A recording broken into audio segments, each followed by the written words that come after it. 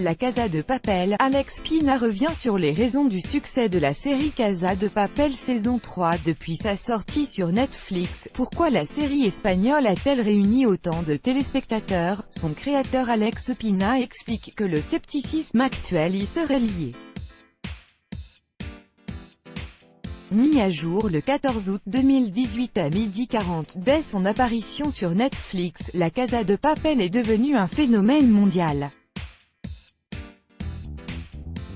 Mais comment expliquer ce succès? Son créateur Alex Pina a confié dans Paris Match: « Je crois que le succès de la série est lié au fait que dans beaucoup de pays, il y a un scepticisme à l'égard du pouvoir, des politiciens, des banques, de l'Union européenne. Nos spectateurs sont aussi des gens qui votent. Nous avons remarqué que la série marchait particulièrement bien dans les pays où il y avait ce scepticisme, et où la corruption est très répandue, propulsée sous les yeux du monde entier grâce à La Casa de Papel. » L'acteur Pedro Alonso, qui incarne Berlin, est revenu sur le début de cette aventure sur le site VL Media. S'il a suivi son flair en choisissant cette série après avoir lu les premiers extraits, l'acteur a pourtant douté au début du tournage. « C'est vrai que les 2 premiers mois ont été très difficiles, et j'ai eu beaucoup de doutes. Parce que je pensais que tout l'aspect technique de la série, toute l'ambition esthétique aurait pu prendre le pas sur la chaleur des acteurs. Ça aurait pu être une série froide, mais je me souviens, quand on a vu le premier épisode monter, j'ai regardé mes compagnons et j'ai dit, c'est de la folie, c'est de la folie. » Le succès mondial de La Casa de Papel a transformé ces acteurs en stars du jour au lendemain. Parmi eux, Ursula Corbero, qui avait connu la célébrité en Espagne grâce à la série pour ados, Physique ou Chimie, vit un nouveau tournant. Dans Paris Match, son partenaire à l'écran Pedro Alonso raconte une anecdote qu'elle lui a fait part par téléphone. Elle me disait: « Pedro, je crois que je sais ce que ça fait d'être Madonna. » Je lui répondais: « Et moi, je sais ce que ça fait d'être Michael Jackson. » Les acteurs ont aujourd'hui du mal à échapper aux objectifs des nombreux fans.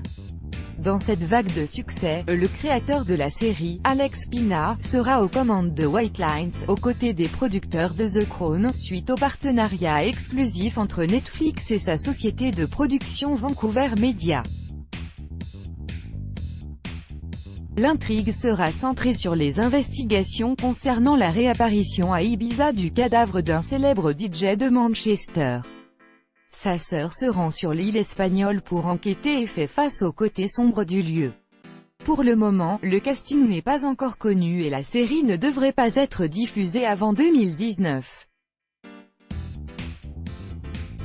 Dans un communiqué de la plateforme, cet accord exclusif réserve aussi un « drame d'action au féminin » intitulé Sky Roro. Son tournage est prévu pour 2019. Devant cette annonce, Alex Pina a fait part de sa joie de travailler avec Netflix. « C'est un rêve qui se réalise », a-t-il ajouté.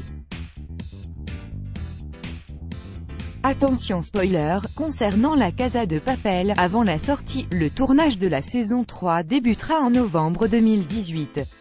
Pour patienter, de premières informations viennent d'être dévoilées concernant cette suite. Le personnage de Berlin fera son apparition contre toute attente malgré la fin de la saison 2. Les fans de la série sont nombreux à l'apprécier et selon certains médias, ils auraient même réclamé un spin-off sur le chef des braqueurs. Disparu à la fin de la saison 2, il pourrait revenir sous forme de flashback, comme l'a expliqué le créateur Alex Pina à 20 minutes. On va connaître les liens entre Berlin et le professeur. Il y aura des retours dans différents niveaux du passé avant l'attaque. Cela permettra aux spectateurs qui connaissent les personnages de mieux comprendre ce qui s'est passé avant. À l'inverse de ce retour, l'actrice Itziari Tildo qui joue l'inspectrice Raquel Murillo n'a pas signé pour sa 3e saison. Interrogé par NextPLZ à ce sujet, l'interprète de Berlin Pedro Alonso ne serait pas contre explorer un peu plus son rôle. « J'ai pris beaucoup de plaisir en incarnant Berlin. J'étais un peu effrayée parce que j'ai pris des risques car certaines séquences étaient très compliquées, mais étant donné la nature du personnage, il y a énormément de possibilités de développement, et je pense qu'il s'agit d'un personnage qui mériterait d'être approfondi. Ne pouvant donner de réponse, il ajoute « C'est un personnage qui mérite plus, mais ce n'est pas à moi de dire s'il mérite un spin-off ».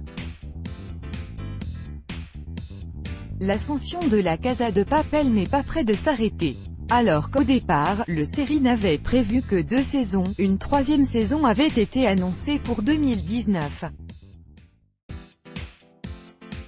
Mais bien que celle-ci ne soit pas encore présente sur Netflix, son créateur Alex Pina a même confirmé une saison 4 lors du festival de Monte-Carlo où la Casa de Papel a remporté le prix de la meilleure série dramatique. Une annonce qui n'est pas une surprise suite à son succès qui a fait d'elle la série non anglophone la plus regardée sur Netflix.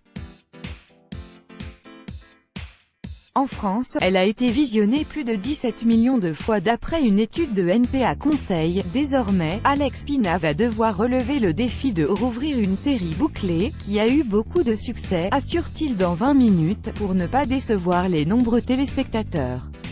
Là où les 2 premières saisons de la Casa de Papel avaient dû être remontées avant leur diffusion sur Netflix, les épisodes espagnols étant d'une durée habituelle de 60 minutes, ceux-ci ont été coupés différemment pour faire plutôt 40 minutes. Ce ne sera pas le cas de la saison 3. En effet, Alex Pina a confirmé à Première que les épisodes de la saison 3 seront pensés dès l'écriture pour un format de 40 minutes.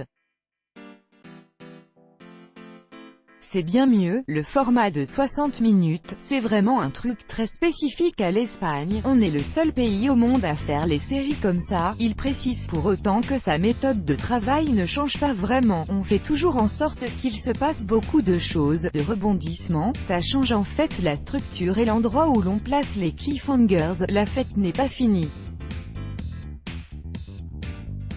La Casa de Papel partie 3, en 2019, seulement sur Netflix.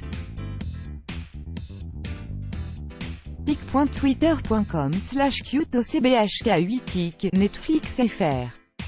Tokyo, le professeur, Nairobi, Denver et Rio, mais un 6e personnage est présent sur la photo, caché derrière le masque de Dali.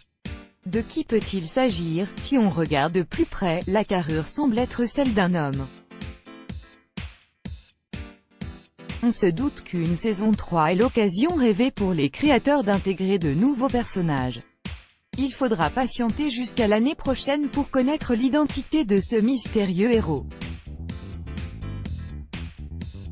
Copyright Netflix. Résumé de la série, diffusée en Espagne en 2017, La Casa de Papel est une série ibérique qui met en scène une prise d'otage dans la maison royale de la monnaie d'Espagne.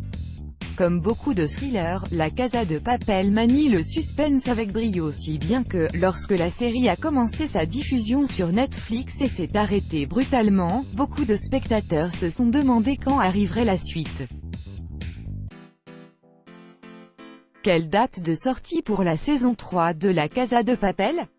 Si La Casa de Papel était pensée comme une série avec un début et une fin, Netflix est parvenu à convaincre le créateur Alex Pina de produire une saison 3. Il faut dire que cette histoire de braquage a passionné des millions de téléspectateurs à travers le monde et le géant du streaming vidéo avait un coup à jouer en produisant une suite.